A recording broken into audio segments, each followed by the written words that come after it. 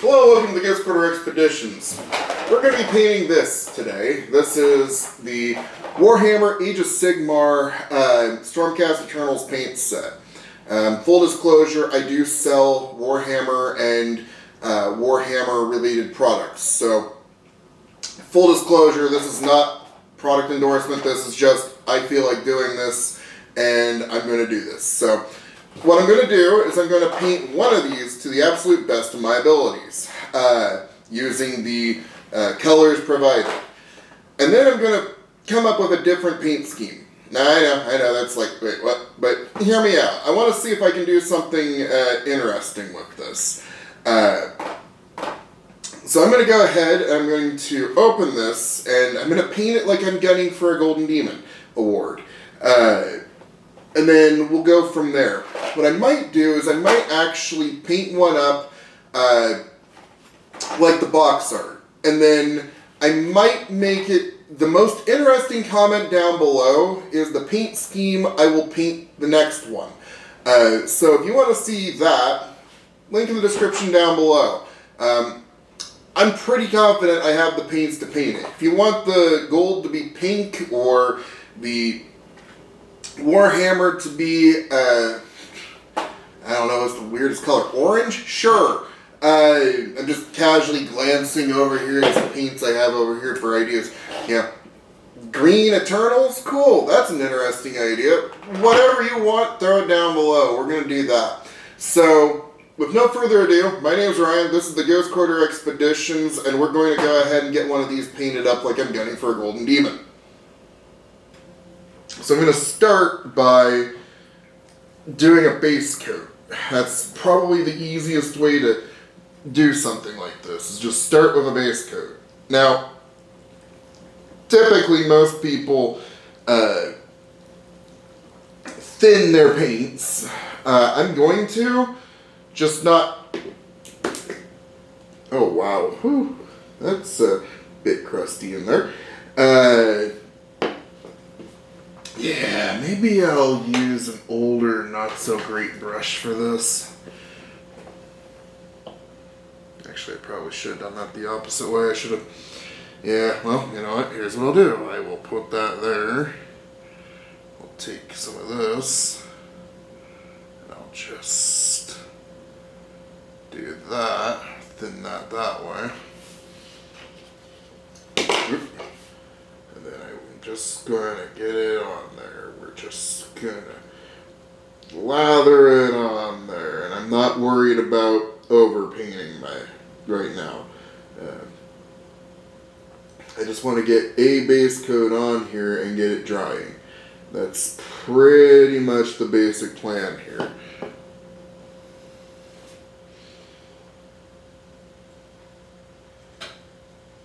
You know, a lot of times people overcomplicate painting miniatures, or they think, oh, I could never paint like you do. Well, everybody, when they first start out, paints like I do, because it's been a long while since I've painted a miniature properly.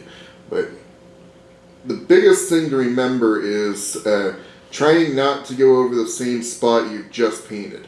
That's the first thing you want to instill into your head, is try and not go over the same spot, because you want even coverage on it. And if your bristles are not sticking together, don't be afraid to add more water and fix your brush, because if you've got bristles going every which way like this, that's not great. Get rid of that brush.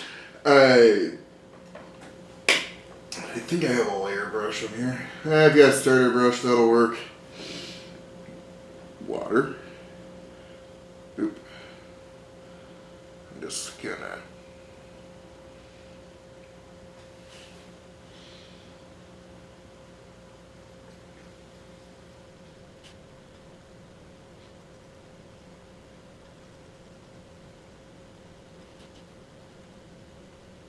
I just want to say I'm not a fan of the starter brushes that these come with. They're not very good brushes, in my opinion. I firmly recommend, as soon as you're able, buy a better brush. if you buy one of the starter kits, it's great for learning the basics, layering and then everything else that you do. But I wouldn't recommend it for every single miniature you're trying to paint. It's just literally, I have one over here, I'm going to use it.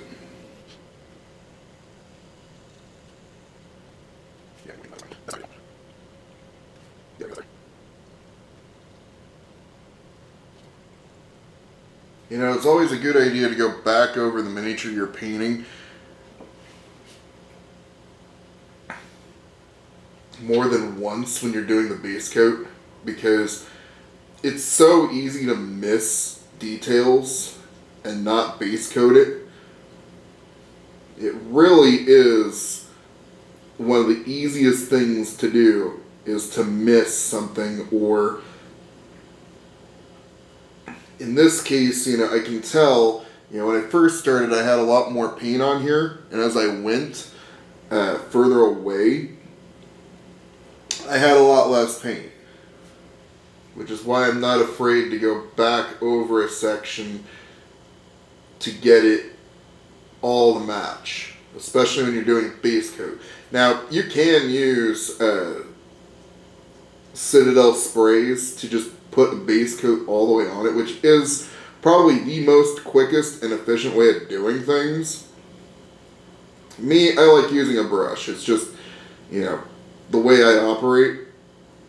It also doesn't hurt to move the miniature so that you can see from different angles, because that's how you see spots you missed.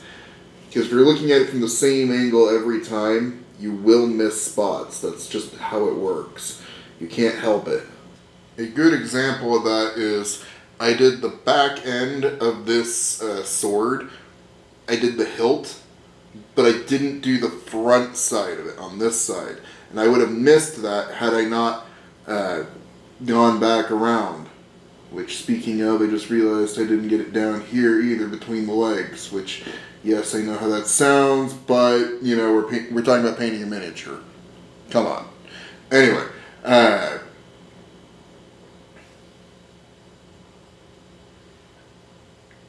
I'm going to need a little bit more than that.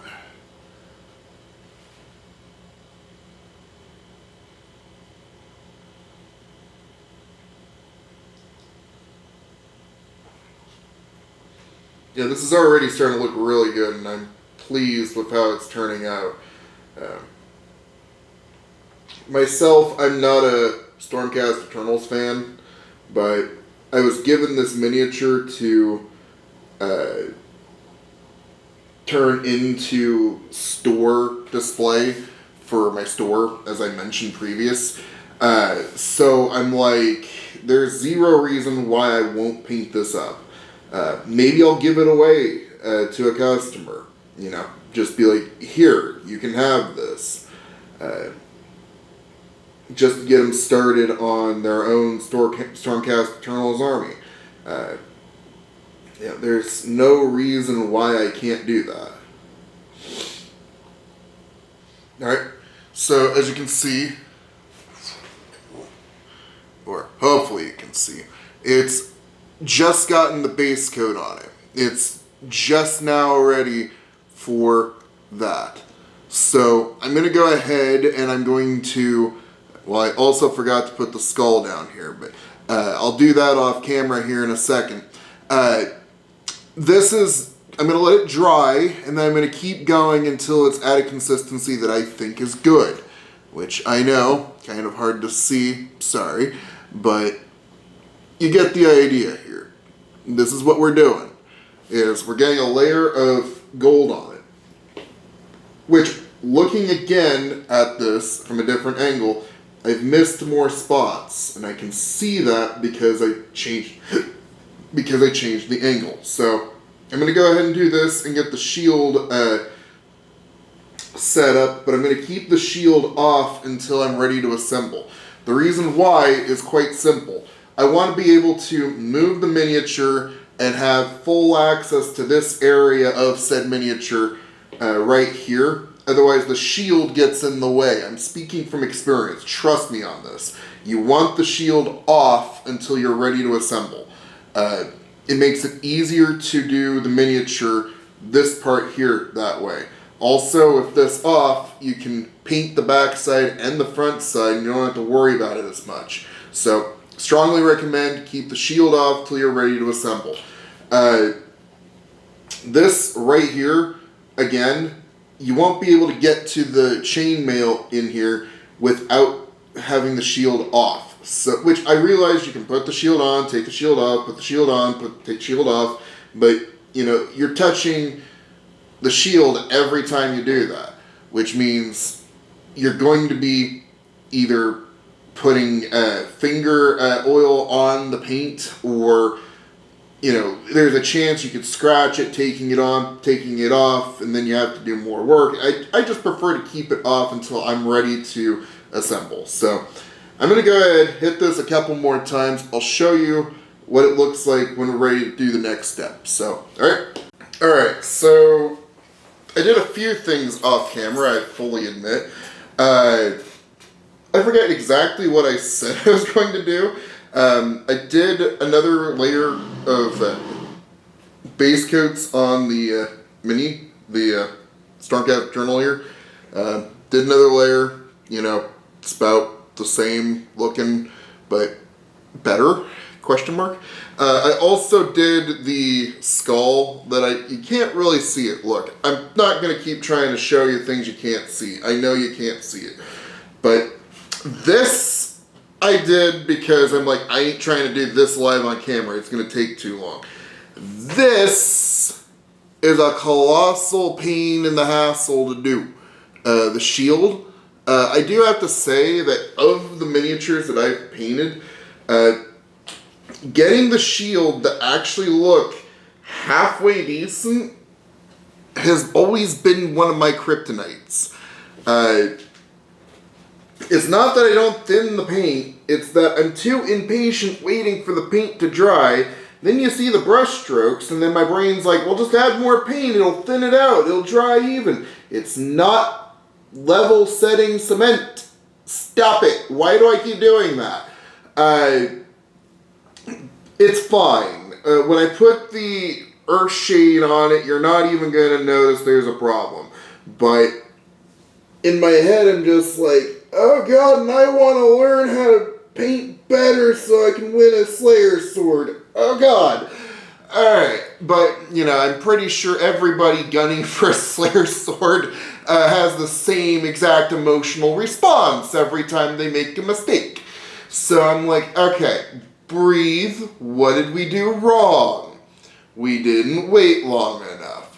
What are we going to do next time? We're going to wait longer. We're going to do it right, because that's what you do. Anyway, so moving on. What I'm going to do from here is I'm going to paint the lead belcher on the miniature here, the Stormcast journal. I'm going to get the chainmail painted up with lead belcher. And then I'm going to start doing the Astro Granite down below. I'm going to do Astro Granite down here and get the base to look halfway decent, because I don't like looking at miniatures like this, and you know, the top part looks great, then you look down and you're just like, oh god, what did I do? Why? So yeah, I'm going to get that done. Now, talking about the shield again for just a minute here, I will say that trying to do the very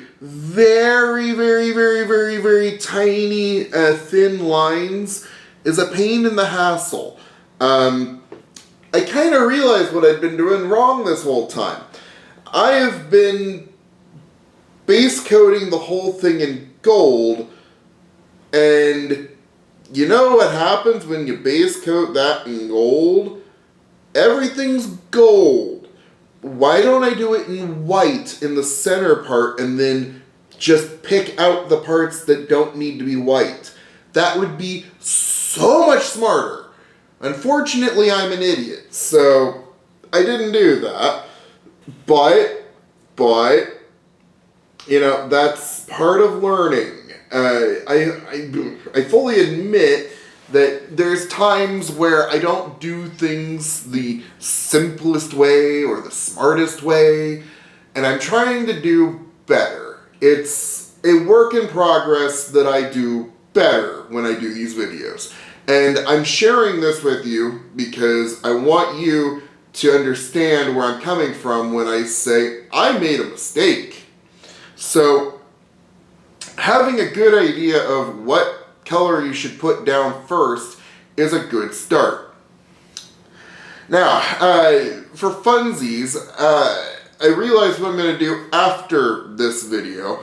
I'm going to take this Stormcast Eternal and I'm going to paint it up in my own color scheme. I'm going to create a color scheme of my own, and then I'm going to paint that like that. Now, that being said, I'm going to actually probably keep it gold. I'm literally going to just probably paint it gold, and that's what I'm going to do.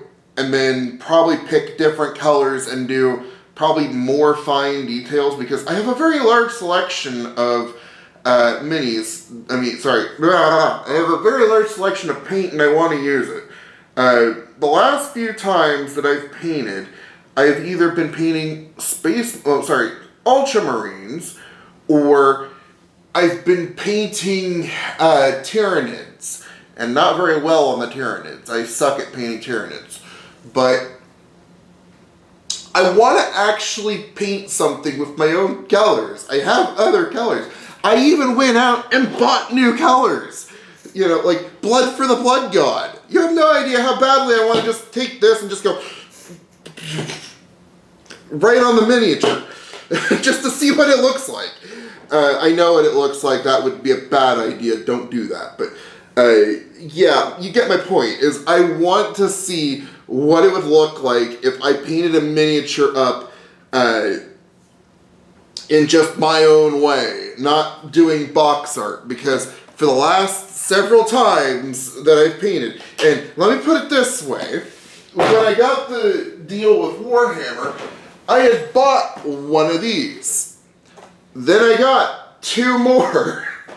And I'm like, well, I might as well paint them all up, and then I have a Ultramarine army for my store, and I have an Ultramarine army for my store, and I have a Tyranid army at my store.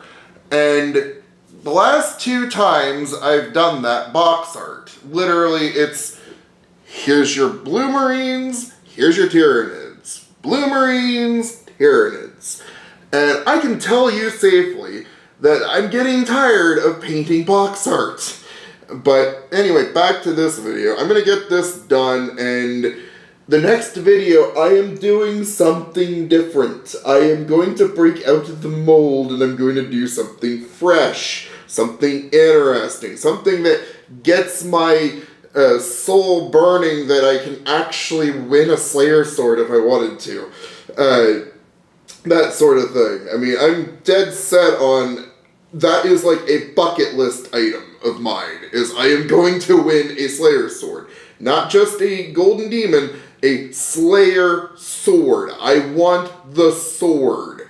Anyway, I'm going to just get back to this, and we'll go from there. Okay, so here's where we're currently sitting. I kind of jumped ahead on the plot a little bit here, and I got the base coated with Astro Granite, giving it this really nice texture right here, as you can see.